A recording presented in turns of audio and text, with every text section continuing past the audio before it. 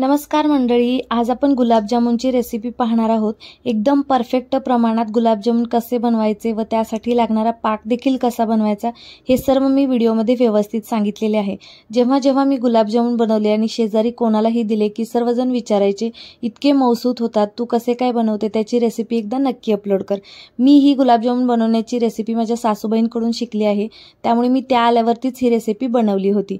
सर्वात पहिल्यांदा पाव किलो खवा घ्यायचा आणि तो आपल्याला हाताने मौसूत करून घ्यायचा आहे आणि नंतर त्यामध्ये पाऊण वाटी मैदा घालायचा आहे।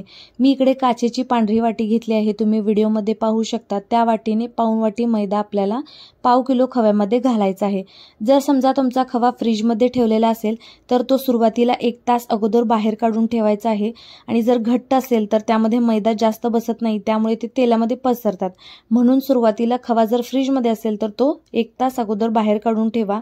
नंतर तो खवा एकदम मौसूत करून घ्या आणि त्यामध्ये पाऊण वाटी मैदा घालून परत एकदा व्यवस्थित मळून घ्या। हे बघा आता मळून झालेले आहे। नंतर याचे सासूबाईंनी गोळे बनवून घेतलेले आहेत। तुम्हाला जसा आकार हवा आहे तसा तुम्ही याला देऊ शकता। हे बघा छोट्या आकाराचे गोळे बनवून घ्यायचे आहेत, कारण पाकामध्ये घातल्यानंतर जास्त फुलतात।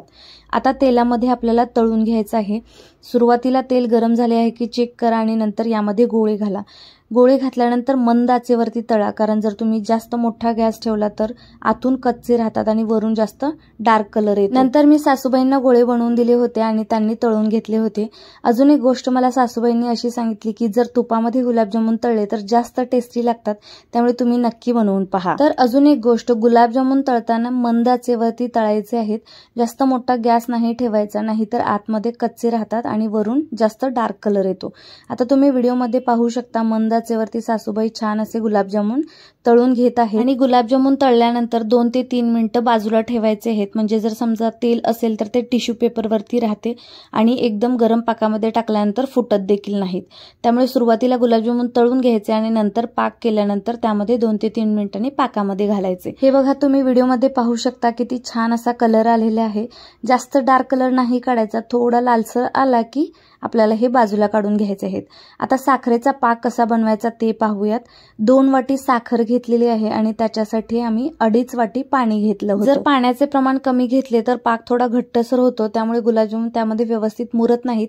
त्यामुळे 2 वाटी साखर घेत असाल तर त्याला 2.5 वाटी पाणी हे एकदम परफेक्ट प्रमाण आहे।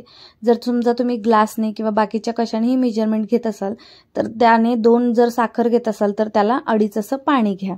आता सासूबाईंनी गॅसवरती पाक बनवायला ठेवलेला आहे, तुम्ही व्हिडिओमध्ये पाहू शकता। त्यांनी सुरुवातीला साखर विरघळून घेतली आणि एक उकळी आल्यानंतर फक्त 2 ते 3 मिनिटात शिजवून घ्यायचं आहे। जर जास्त वेळ शिजवला तर पाक घट्टसर होतो, आपल्याला जास्त वेळ शिजवायची अजिबात गरज नाहीये। साखर विरघळली, एक उकळी आली की फक्त 2 ते 3 मिनिटं शिजवायचं आहे आणि शिजल्यानंतर शेवटी यामध्ये वेलची पावडर घालायची आहे आणि फक्त थोडंसं मिक्स करून घ्यायचं आणि मग यामध्ये आपल्याला गुलाबजामुन घालायचे आहेत। पाक गरम असतानाच यामध्ये आपल्याला गुलाबजामुन घालायचे आहेत, ही गोष्ट लक्षात ठेवा। असं केल्यामुळे गुलाबजामुन व्यवस्थित पाकामध्ये मुरतात। अगदी तळल्याच गुलाबजामुन आपल्याला पाकामध्ये घालायचे नाहीयेत, ही गोष्ट लक्षात ठेवा, कारण गुलाबजामुन फुटण्याची शक्यता असते। गुलाबजामुन सुरुवातीला तळून ठेवायचे, टिश्यू पेपरवरती तेल राहते आणि गुलाबजामुन मग आपल्याला 2 ते 3 मिनिटांनी पाकामध्ये घालायचे आहेत। फक्त पाक गरम ठेवायचा आणि गुलाबजामुन आपल्याला त्यामध्ये घालायचे आहेत, दोन्ही गरम नाही ठेवायचं। आता हे बघा गुलाबजामुन आमचे पाकामध्ये घातले गेलेले आहेत। आता हे 7 ते 8 तास भिजत ठेवायचे आहेत। आम्ही रात्रभर भिजत ठेवले होते आणि दुसऱ्या दिवशी मग परत व्हिडिओ बनवला होता। हे बघा आता गुलाबजामुन मुरलेले आहेत। व्हिडिओमध्ये तुम्ही पाहू शकता इतके मौसूद गुलाबजामुन झाले होते। हे बघा लगेचच मध्ये ब्रेक झालेला आहे आणि व्यवस्थित गोळा देखील बनवला होता, त्यामुळे आत असं पोकळ झालेलं आहे आणि तळलं गेलं होतं व्यवस्थित, ते फुगले देखील होते आणि पाकामध्ये छान मुरले देखील होते। मी व्हिडिओमध्ये सांगितलेल्या टिप्स वापरून तुम्ही देखील या प्रकारे गुलाबजामुन नक्की बनवून पहा। तुमचे गुलाबजामुन देखील एकदम मौसूत होतील आणि तोंडात टाकताच विरघळतील। व्हिडिओ आवडला असेल तर लाईक करा, शेअर करा। भेटूया एका नवीन व्हिडिओ सोबत, तोपर्यंत बाय बाय।